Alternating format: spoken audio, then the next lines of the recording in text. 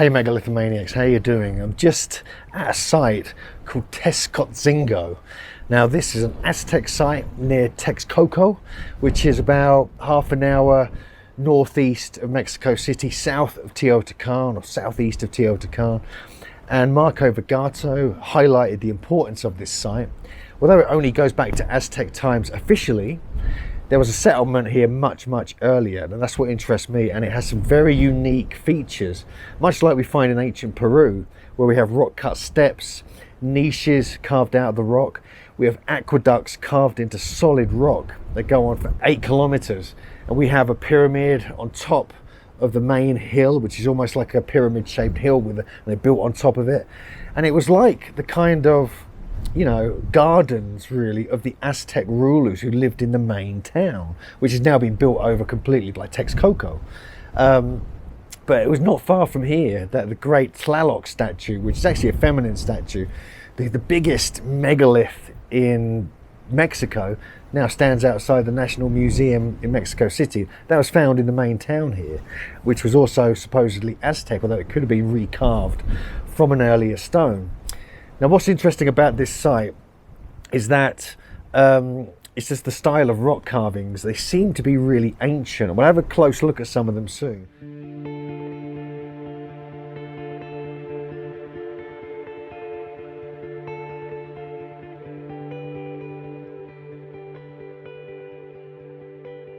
Nezahualcoyotl was one of the late Aztec emperors of this site, and he was renowned as being this master agriculturalist, gardener, who ruled Texcoco in the 1400s. The whole area here was like a representation of like the sacred mountain or the cosmic axis of the entire Aztec population. So this could have acted as an omphalos. You know, this whole area was actually called the Athens of ancient Mexico, Athens of the Aztecs, according to Marco. And so this is a really interesting place. So this whole area had multiple gardens, water features, stone constructions, pyramids, pools to bathe in and to grow crops in, probably a water purifying station as well. And I believe they were channeling this water and the natural earth energies, because this is on a kind of fault area, that they were harnessing this energy, this natural earth energy and these telluric currents to manipulate and grow their crops to such a high degree. They had an abundance of crops and they were a very wealthy part of the Aztec Empire. So here we are at one of the sacred pools on the eastern side of the site, and here we have like these sort of stones that are cut out of solid rock. This one here is probably the most impressive one. And this is like part of the aqueduct system that goes into the main pool here. And we have other rooms. This is probably part of an ancient palace. So we're now just heading west, going back towards the main pyramid up on the mountain. You can see how windy it is. I mean, I don't know if you're going to get a bad sound with the wind here. We just come from the Eastern Temple up there, which is some kind of palace. And we're heading now west to the main site. We'll show you a couple of things on the way.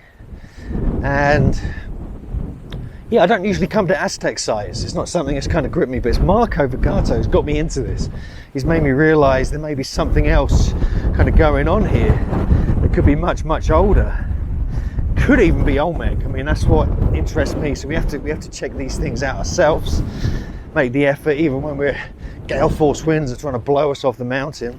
So here's one of the aqueducts. We're just going to walk kind of down it, like through where the water would have flowed all the way across this whole hilltop mountain. Here's one of the square pools. It's very interesting. We continue down. We can see quite a large chunk of rock, solid basalt, which has been carved really well. And then you see the pool behind it, and then the mountain with the pyramid on top in the distance.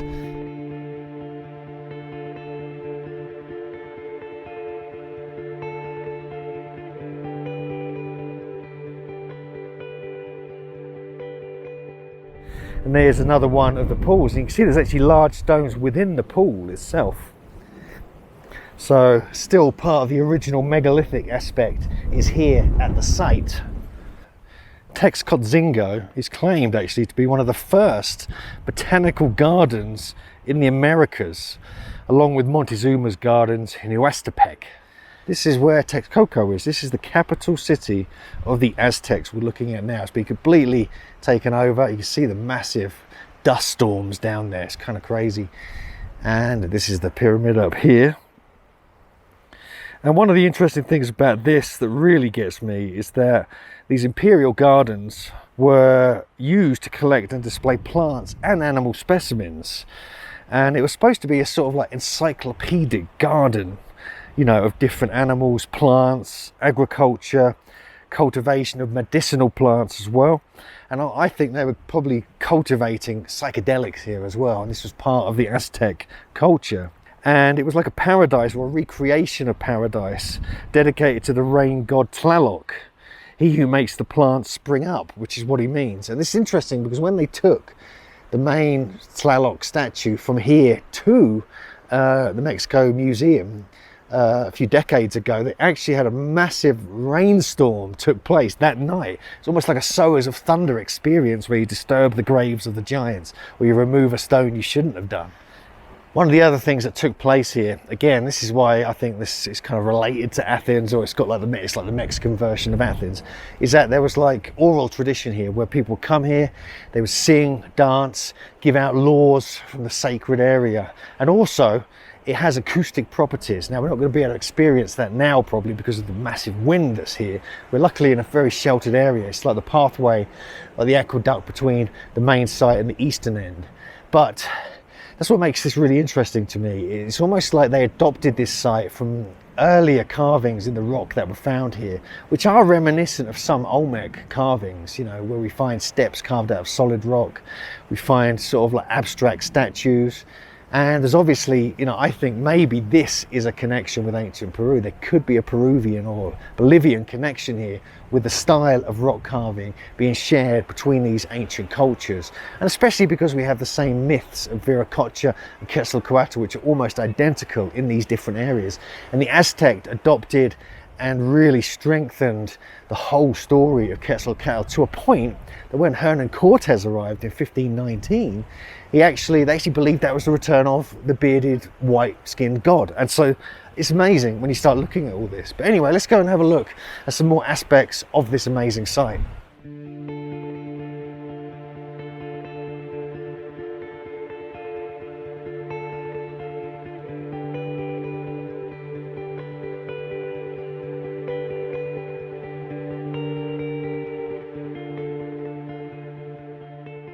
So here's some of the megalithic parts of the site. Massive blocks. These are like at least 5-6 feet long, maybe 7. Proves there was a megalithic aspect to this site. Here we have this huge niche which is carved out of the mountainside. And we have another megalithic block with this lovely family on. And here at the back we have a kind of altar on the ground here. You see that? Here we have some of the steps which are carved out of solid rock. You can see these here, and again, this is the sort of thing we find in ancient Peru and Bolivia.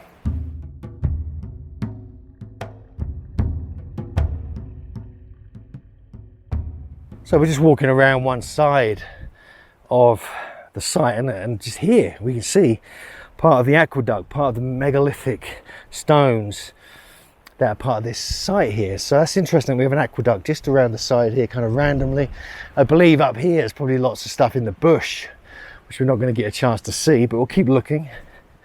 I know Marco in his blog, his website, has pointed out a couple of really important aspects we're going to try and find. So we're continuing to walk around the edge, and look at this. Look, you see just aspects like we find in ancient Peru, just carved out of solid rock. We have what appears to be random kind of spots, and it goes all the way along here. I must remember these aqueducts go on for 8 kilometers, and you can see it continues along here and it just finishes. This is exactly like we find places like Ollantaytambo in Peru. Now you can see it there. So that, again, we're finding these similarities with South America. You see down below there, that's where one of the pools is, one of the famous ones that we want to take a look at. So here we have Baño del Rey. Now this is one of the famous carvings here. It's almost like something from Machu Picchu. I mean, look at this. This is absolutely amazing. Not just the sort of basin. Look at this. We have Chincana type steps even. This is absolutely incredible. I've never seen anything quite like this in Mexico. If we go over here, you can see them a little better. Look, you can see like the Chincanas being broken off. There appears to be another one there. And just below it, you can see the beautiful stonework. Very neat and tidy, very intricate. And we almost have like an altar type thing here as well.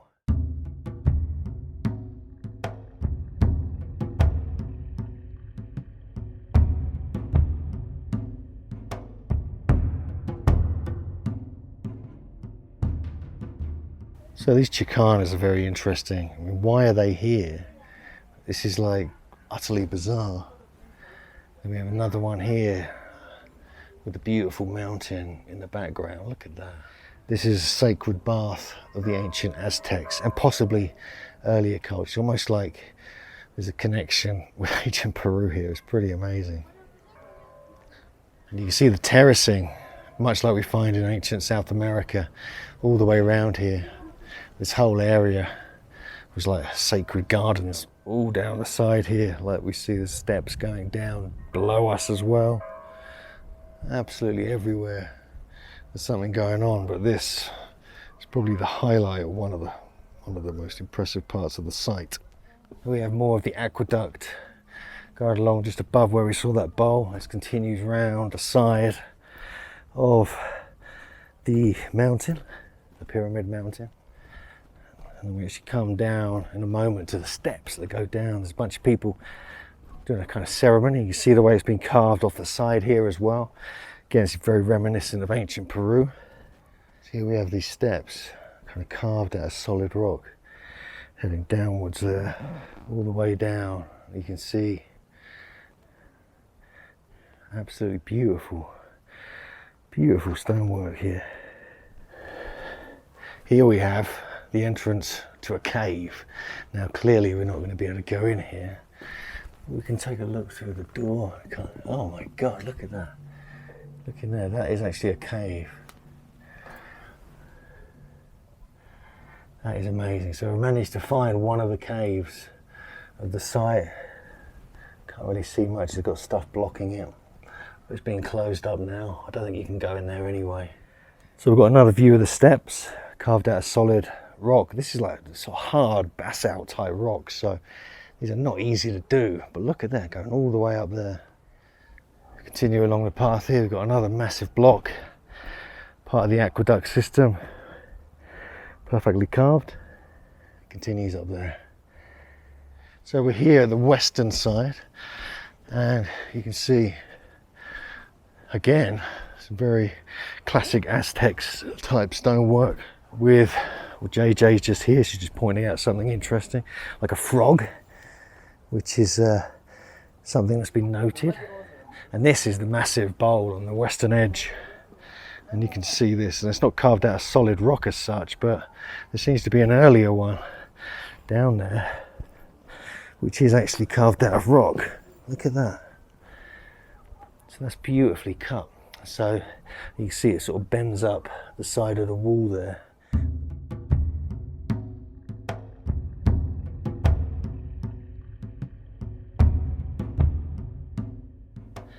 And then we have another massive megalithic block here, just up on top there. Probably part of the earlier megalithic construction. We have JJ and Adora, a beautiful scene, mountains and agricultural terraces behind. Absolutely beautiful.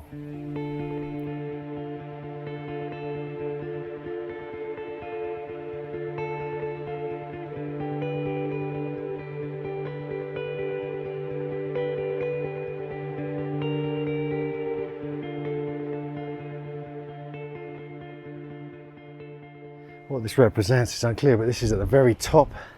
It's almost like the hitching post of the sun This is the Temple of the Sun, at the very top of the mountain here. So it's got this reminiscent vibe of like Machu Picchu. It's like a ship in stone.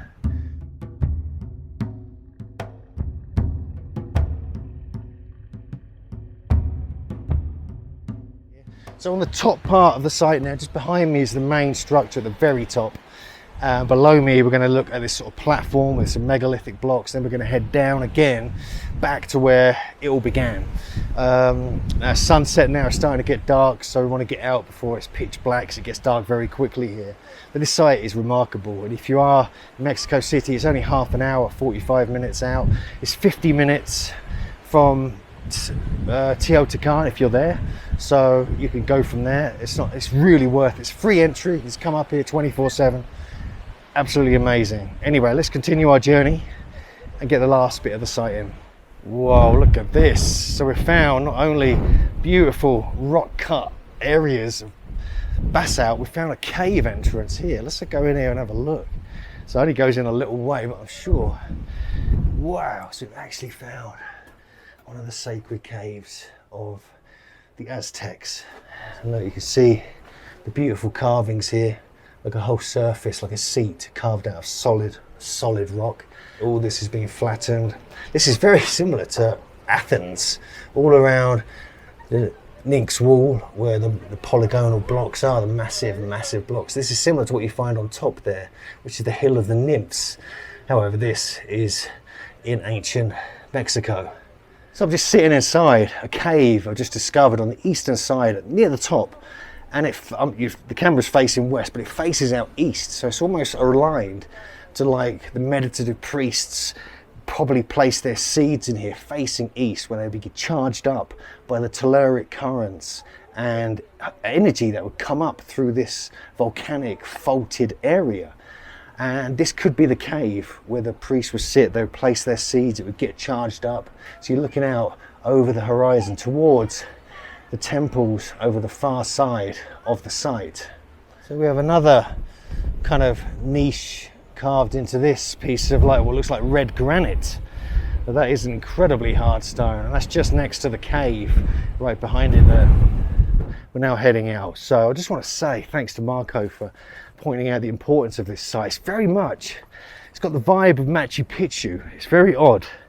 It just reminds me the way you have to walk around it, the way you have to get to the top, the way it's a ceremonial space, I believe. I really do feel like this is a very important site. It's pre-Aztec. It's like Machu Picchu in many ways. It's got caves, it's got a mixture of stone carving technology mixed with the natural bedrock, which they probably saw as sacred. It's like a representation of the cosmic sacred mountain. And it's got many different aspects, including pyramids, aqueducts, controlling the flow of water and earth energies, I believe. And it's an amazing place. And it would have been next to the great Aztec lake. And it was really, Texcoco was actually the capital, really, more than Tenochtitlan of the Aztecs. So this whole area is very, very important, well worth a visit. So thanks for watching. See you next time, Megalithomaniacs.